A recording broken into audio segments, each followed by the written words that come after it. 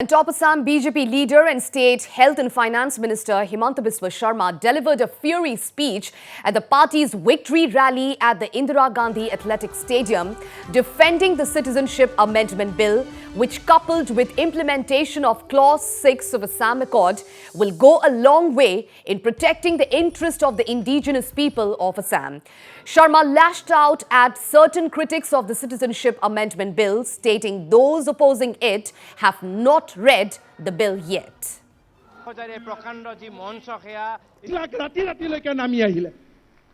আমাক আইনত কি আছে বুজাওক কক শ্ৰদ্ধা ৰাইজ যিবিলাক বামপন্থীয়ে হিন্দু নাগৰিকত্ব আইনৰ কথা কৈছে কোনেও আইনখন পঢ়া নাই আইনখন দেখা নাই আজি মই আপোনালোকক স্পষ্টভাৱে কৈছো এই আইনে আমাক কি দিলে এই আইনে কৈছে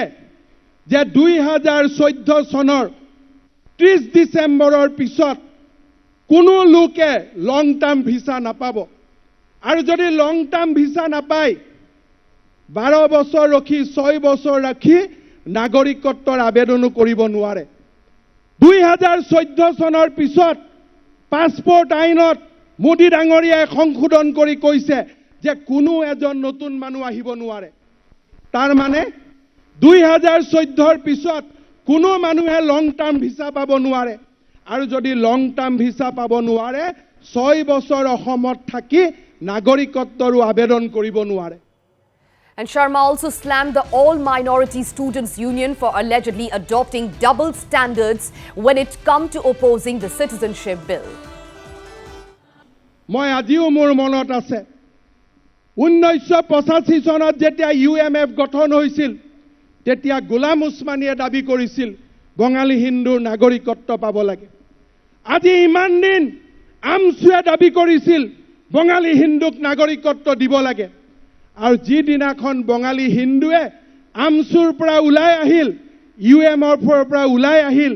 আৰু ৰাষ্ট্ৰবাদী শক্তিৰ লগত হাত মিলালে সেই দিনাখনৰ পৰা তেওঁলোক তোমালোকৰ চকুৰ কুটা দাঁতৰ খাল হৈ পৰিলে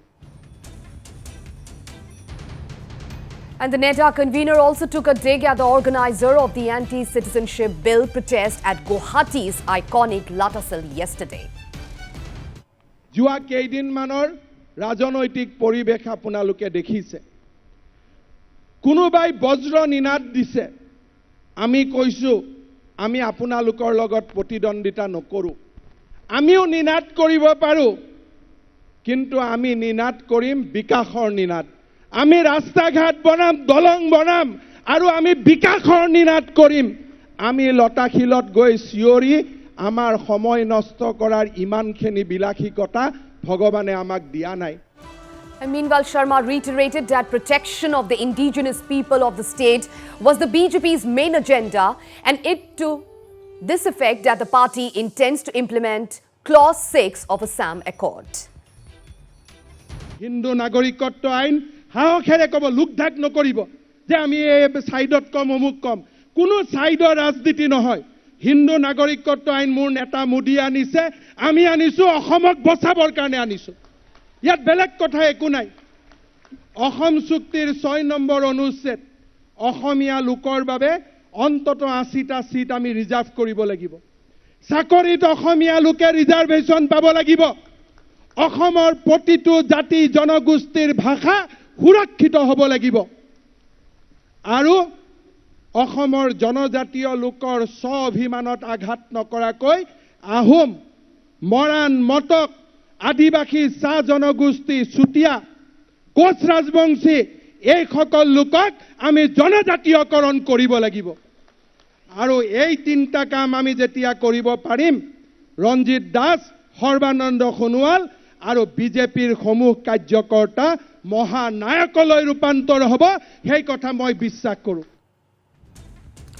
And well aware of the allegations leveled against the top leaders of BJP over the citizenship bill, Sharma said that the party leaders, including Chief Minister Sarbananda Sonowal and BJP State President Ranjit Das, were fighting for the future of the indigenous populace of the state. হ'ব লাগে নে নাই তাৰ সিদ্ধান্ত লোৱাৰ অধিকাৰ অসমীয়া মানুহে কেতিয়াবাই হেৰাই দিছে আজি আমি কাৰ তলত আছো অসম বিধানসভাৰ 37খন আসন গ'ল আৰু যদি এই আইন নাহে আৰু 18খন আসন যাব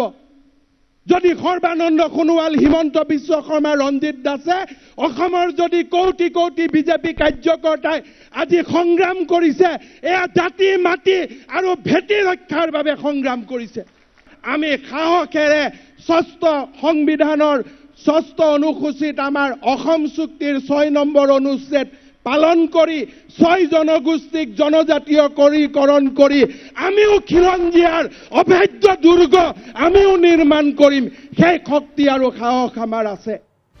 And Sharma yet again took a dig at those showing black flags to BJP leaders. যোৱাকালি নগাঁৱত আমি বিকাশৰ নিনাদ দিছো ৰূপক শৰ্মা ডাঙৰী আছে সন্মুখত 25,000 মানুহ 3জন মানুহে কলা পতাকা দেখাইছে আজি নগাঁও যুৱ মৰ্চাৰ 2000 লৰাই তাত গৈ বগা পতাকা দেখুৱাই থিয় হৈ আছে যতে যতে কলা পতাকা দেখুৱাব পিছদিনাখন তাতকৈ 100 গুণ মানুহ লৈ বগা পতাকা দেখুৱাই থিয় হৈ যাব And Sharma added that there is no alternative to the BJP in the country considering the kind of work done by the party. অসমৰ ৰাজনীতিয়ে আজি এটা কথা নিৰ্মোহভাৱে স্বীকাৰ কৰিছে যে ভাৰতীয় জনতা পাৰ্টিৰ আজি এই মুহূৰ্তত আমাৰ ভাৰতীয় জনতা পাৰ্টিৰ কোনো আৰু বিকল্প নাই আজি গণপৰিষদ দল পাহৰণিৰ গৰ্ভত গুচি গ'ল কংগ্ৰেছ দলে আৰু ভাৰতীয় জনতা পাৰ্টিৰ লগত প্ৰতিযোগিতা কৰিব পৰাৰ শক্তি আৰু সামৰ্থ্য তেওঁলোকে হেৰুৱাই পেলালে আজিৰ এই সভাত ভাৰতীয় জাতীয় কংগ্ৰেছৰ বিদ্যা সিং ইংলেঙৰ দৰে জ্যেষ্ঠ নেতাৰ যোগদানে প্ৰমাণ কৰে যে কংগ্ৰেছৰ আৰু যি অৱশিষ্ট বাকি আছে সেই অৱশিষ্টখিনিও লোকসভা নিৰ্বাচনত সমাপ্ত হ'ব And he added that away from the cheap politics, the BJP's mission was to completely eradicate poverty from Assam. দায়িত্ব বাঢ়িল আমাৰ কৰ্তব্য বাঢ়িল এই দায়িত্ব আৰু কৰ্তব্য নৰেন্দ্ৰ মোদী ডাঙৰীয়াই যি ৰাষ্ট্ৰ উদয় যি বিশ্বগুৰু বনোৱাৰ বাবে ভাৰতবৰ্ষখনত নিৰবিচ্ছিন্নভাৱে সেৱাৰ মনোভাৱেৰে কাম কৰিছে সেই নৰেন্দ্ৰ মোদীৰ আদৰ্শ অটল বিহাৰী বাজপেয়ীৰ আদৰ্শ পণ্ডিত দীনদয়াল উপাধ্যায় শ্যামা প্ৰসাদ মুখাৰ্জীৰ আদৰ্শেৰে আমি জনতাক সেৱা কৰিব লাগিব সাংস্কৃতিক ৰাষ্ট্ৰবাদ আৰু আমি দৰিদ্ৰতা নিৰ্মূল কৰি প্ৰতিজনৰ ঘৰত আমি সৰ্বোদয় সৰ্বউদয় আৰু আমি দৰিদ্ৰতা নিৰ্মূলৰ বাবে আমি নিৰবিচ্ছিন্নভাৱে কাম কৰিব লাগিব